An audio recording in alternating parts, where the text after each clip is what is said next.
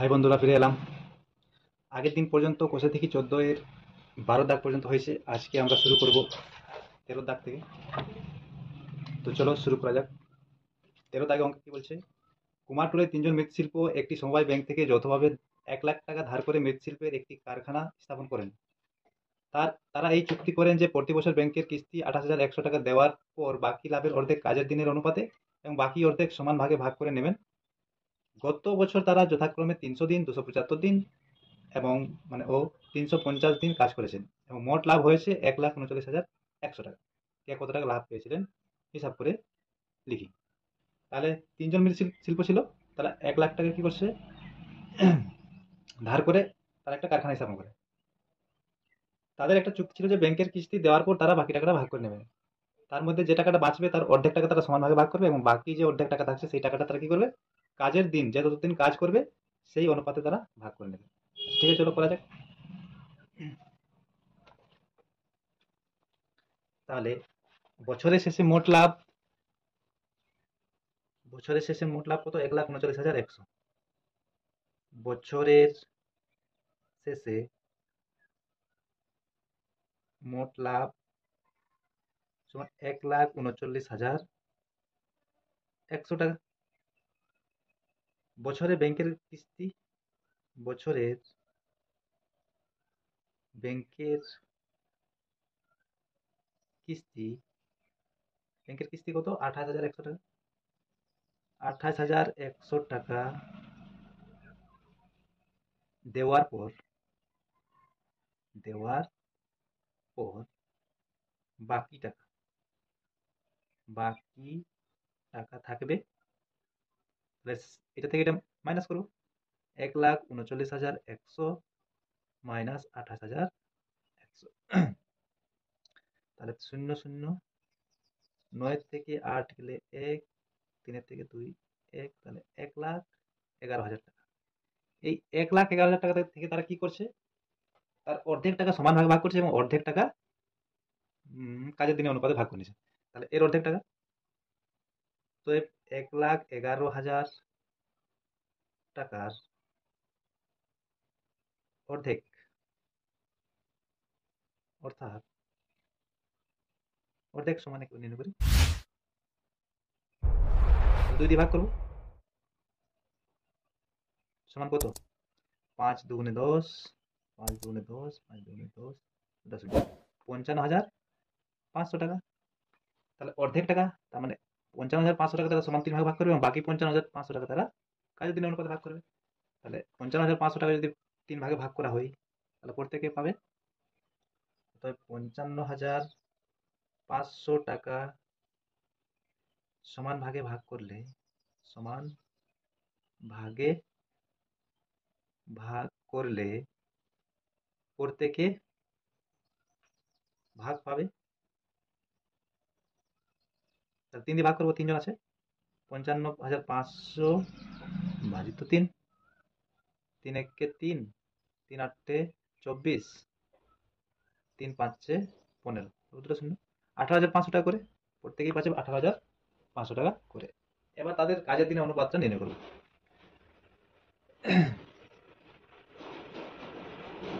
তিনজন মৃৎশিল্পীর কাজের দিনের অনুপাত, তিনজন মৃৎশিল্পীর কাজের দিনের অনুপাত। কতদিন করে কাজ করেছিল? 300 দিন, 275 দিন এবং 350 দিন।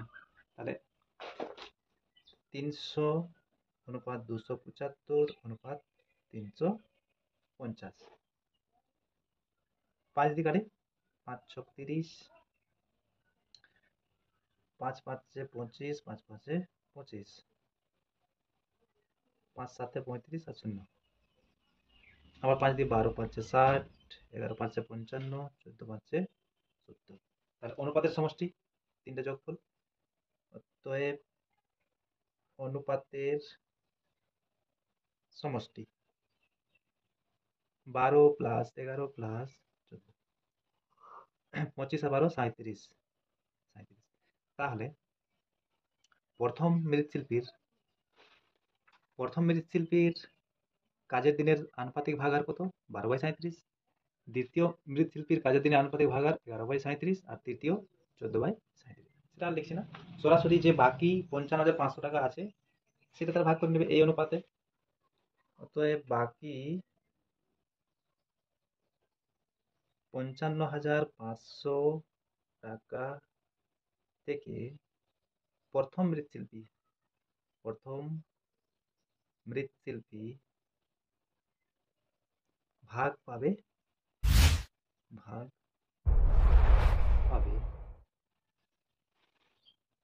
সমান 55,500 গুণিত 12/37।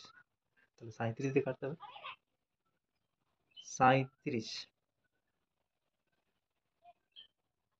একে 37, তাহলে থাকছে এখানে কত, 18, 185। 37 5 185 নাকি, 37 5 5 7 35 5 3 5 15 3 18, তাহলে 37 5 185 আর দুটা শূন্য।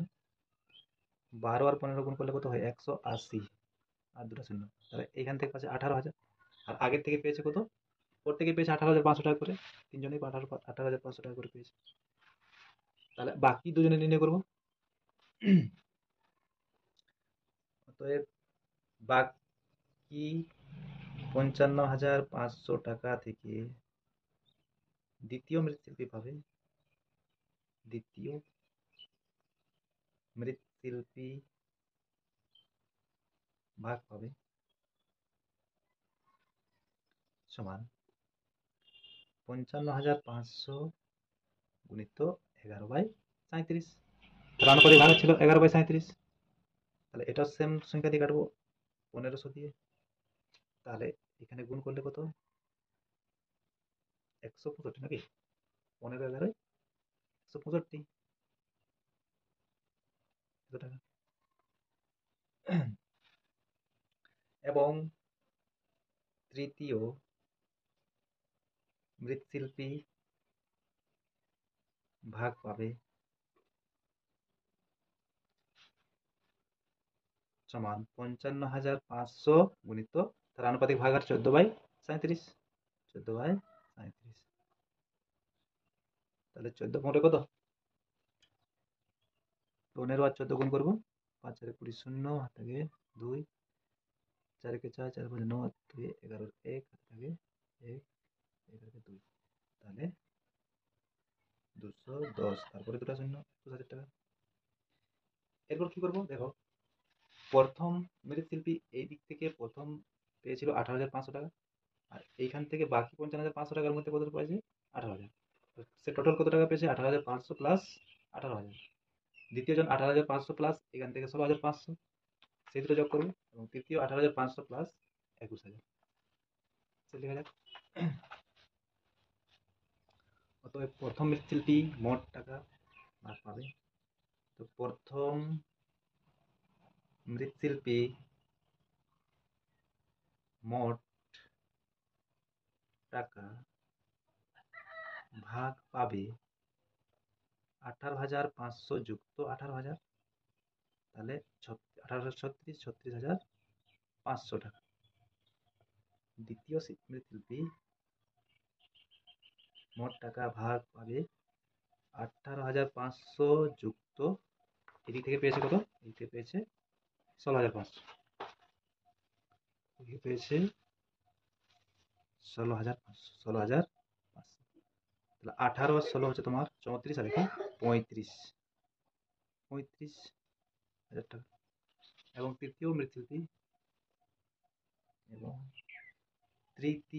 মৃৎশিল্পী মোট টাকা ভাগ পাবে সমান 18,500 যুক্ত 21,000 সমান 21 আর 18 39,500 টাকা।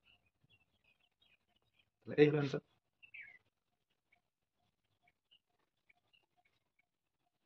তোমাদের যদি কোনো কিছু সমস্যা থাকে তাহলে তোমরা অবশ্যই কমেন্ট করে জানাতে পারো। এরপর 14 দাগের অঙ্কটা দেখো। দুই বন্ধু যথাক্রমে 40,000 টাকা 50,000 টাকা দিয়ে একটি যৌথ ব্যবসা শুরু করেন। তাদের মধ্যে একটি চুক্তি হয় যে লাভের 50% নিজেদের মধ্যে সমান ভাগে ভাগ করবে এবং লাভের অবশিষ্টাংশ 50% মানে তো অর্ধেক, লাভের অবশিষ্টাংশ মূলধনের অনুপাতে ভাগ হবে। প্রথম বন্ধুর লভ্যাংশের পরিমাণ যদি দ্বিতীয় বন্ধুর লভ্যাংশ অপেক্ষা 800 টাকা কম হয় তবে প্রথম বন্ধুর লভ্যাংশের পরিমাণ হিসাব করবে। এখানে দেখো তাদের তাদের কত টাকা লাভ হয়েছে সেটা দেওয়া নেই, তাদের কত টাকা লাভ হয়েছে সেটা দেওয়া নেই, তাহলে সেটা কি করবো, সেটা ধরে দেবো। প্রথম বন্ধু কি বলছে, প্রথম বন্ধুর লভ্যাংশের পরিমাণ যদি দ্বিতীয় বন্ধুর লভ্যাংশ অপেক্ষা 800 টাকা কম হয়, তাহলে প্রথম বন্ধুরটা 800 টাকা কম দ্বিতীয় বন্ধুর থেকে। দুজনেরই লভ্যাংশটা আমরা নির্ণয় করবো আগে, করা যাক, করলেই বুঝতে পারবো। 14 দাগের অঙ্ক।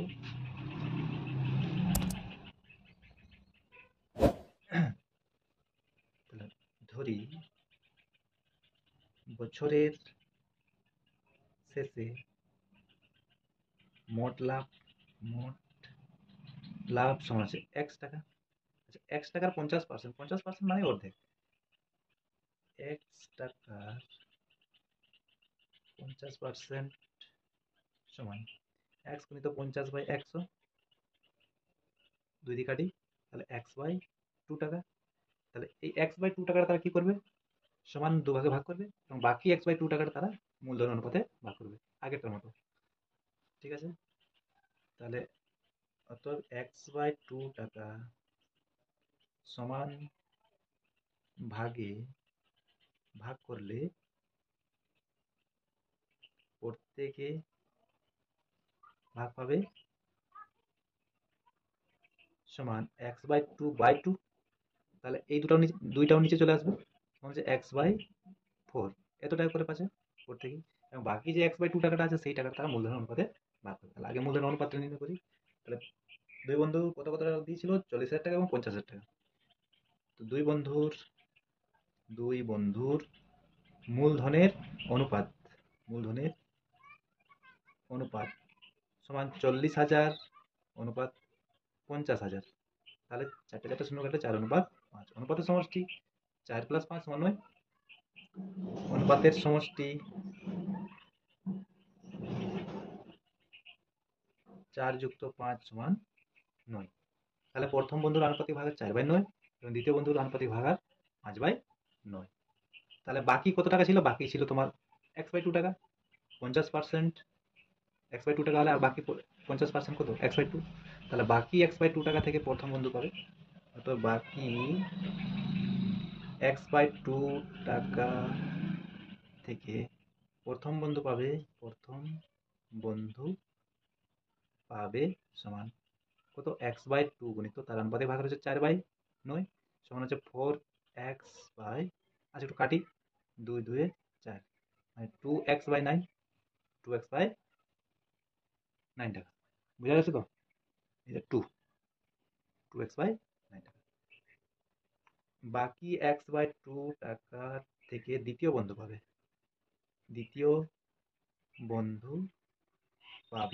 তাহলে x/2 × 5/9 সমান হচ্ছে 5x/18 টাকা। এবার দেখো প্রথম বন্ধু তাহলে মোট কত টাকা পাচ্ছে ভাগ, প্রথমে পেয়েছিল x/4 টাকা এবং এইখান থেকে বাকি x/2 টাকা থেকে পাচ্ছে 2x/9 টাকা। তাহলে মোট পাচ্ছে x/4 যুক্ত 2x/9 এবং দ্বিতীয় বন্ধু মোট টাকা পাবে x/4 যুক্ত 5x/9, 5x/18 এটা পাবে। এখানে বলা ছিল যে প্রথম বন্ধু দ্বিতীয় বন্ধু অপেক্ষা 800 টাকা কম। প্রথম বন্ধুর লভ্যাংশের পরিমাণ যদি দ্বিতীয় বন্ধুর লভ্যাংশ অপেক্ষা 800 টাকা কম হয়, তাহলে শর্তানুসারে আমরা কি করবো, দ্বিতীয় বন্ধুর লভ্যাংশ থেকে প্রথম বন্ধুর লভ্যাংশটা বিয়োগ করবো, তার থেকে কত হবে 800। তাহলে শর্তানুসারে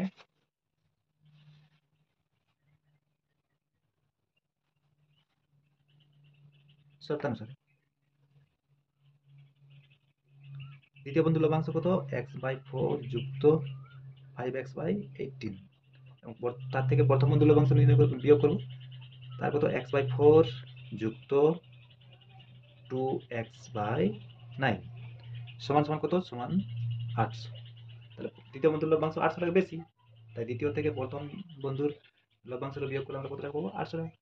তাহলে এইখান থেকে আমরা প্রথমে বন্ধনীটা তুলে নিই, x/4 + 5x/18 minus x/4 minus 2x/9 সমান হচ্ছে 800। দেখো এটা মাইনাস আর এটা প্লাস, তাহলে এটা কি করবো, কাটবো। তাহলে থাকছে 5x/18 মাইনাস 2x/9 সমান হচ্ছে 800। আচ্ছা, ওই পাশে আবার করি।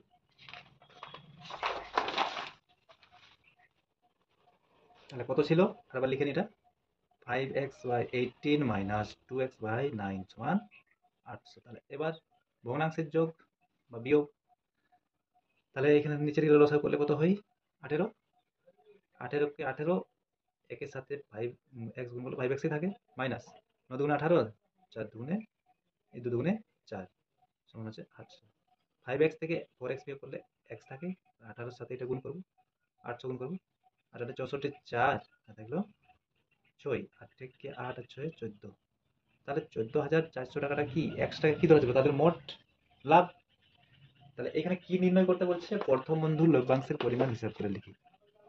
কি বলছে, প্রথম বন্ধুর লভ্যাংশের পরিমাণ হিসাব করে। প্রথম বন্ধুর লভ্যাংশ কোনটা ছিল, প্রথম বন্ধুর মোট লভ্যাংশ হচ্ছে এই টাকাটা, x/4 যুক্ত 2x/9। তাহলে এই টাকা ছিল প্রথম বন্ধুর মোট লভ্যাংশ। তাহলে প্রথম বন্ধুর মোট লভ্যাংশ আমরা নির্ণয় করব। অতএব প্রথম বন্ধুর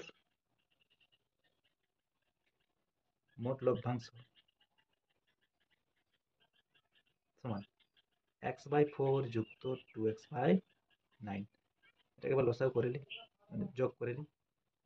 4 নাম 36, তাহলে এটা কত হচ্ছে 9x প্লাস 8x সমান 17x/36।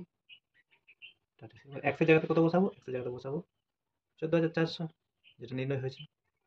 x ইন্টু 14,400 নিচে 36। এটা কাটা গেল, 9 দিয়ে কাটবো, 9 কে 9 থাকছে 5 4 54, 6 নাম 54 আর দুটা শূন্য, এটা 4 নাম 36, আবার 4 দিয়ে কাটবো, 4 4 16।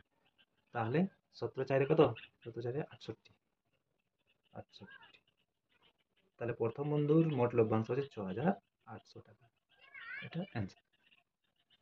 ঠিক আছে, এরপর 15 দাগ করবো। 15 দাগ অঙ্ক কি, পূজা উত্তম মেহের যথাক্রমে 5,000 টাকা, 7,000 টাকা ও 10,000 টাকা মূলধন নিয়ে অংশীদারি কারবার এই শর্তে শুরু করে। যে শর্ত ছিল কি কি, 1 নম্বর শর্ত, কারবার চালানোর মাসিক খরচ 125 টাকা, হিসাবপত্র রাখার জন্য পূজা ও উত্তম প্রত্যেকে মাসিক 200 টাকা পাবে। বছরের শেষে এত টাকা লাভ হলে তা থেকে কে কত টাকা পাবে হিসাব করে লিখি।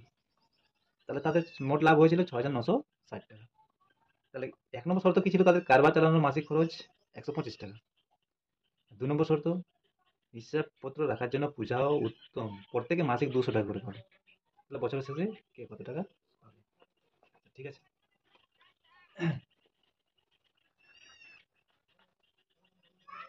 মনে হয় বছরের শেষে মোট লাভ, বছরের শেষে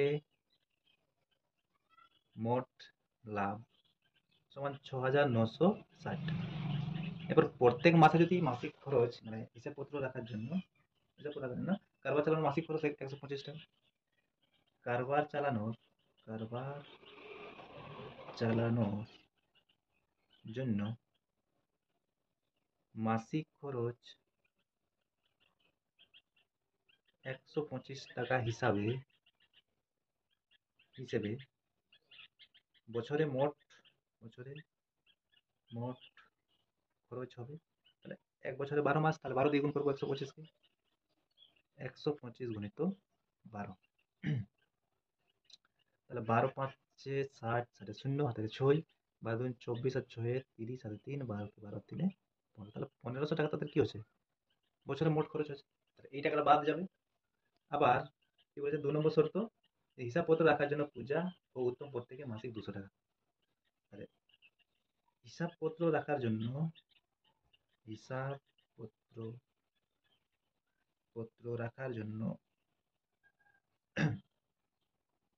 পূজা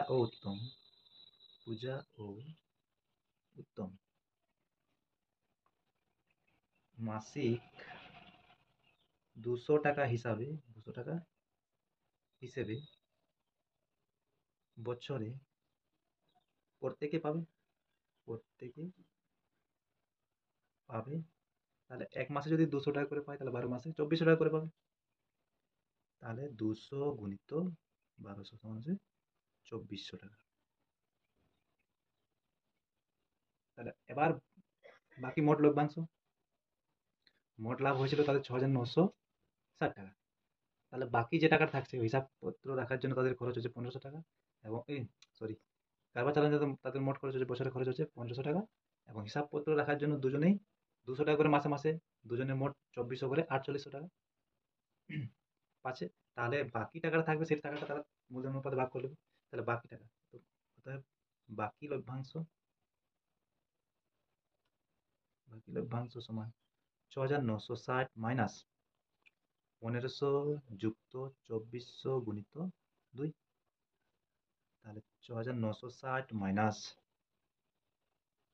1500 প্লাস 4800, 6960 মাইনাস 48 আর 15 কত, 63, 6300। তাহলে থাকছে তাদের 660 টাকা। এই 660 টাকা তাদের কি করবে, মূলধন অনুপাতে ভাগ করে নেবে। তাহলে তাদের মূলধন অনুপাতটা নির্ণয় করি এবার।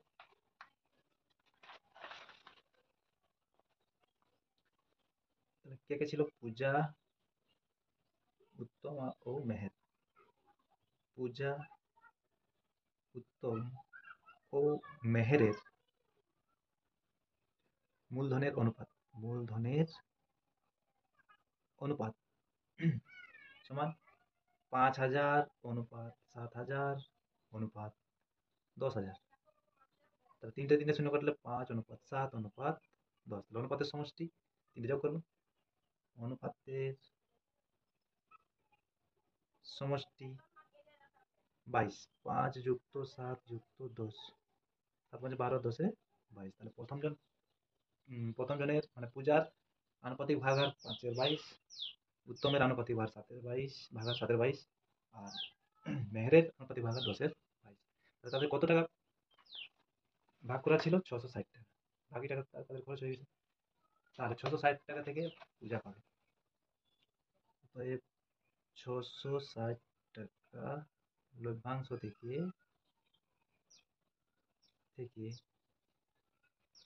পূজা পাবে 660 গুণিত 5-এর 22 সমান 150 টাকা। অর্থাৎ 660 টাকা থেকে লভ্যাংশ থেকে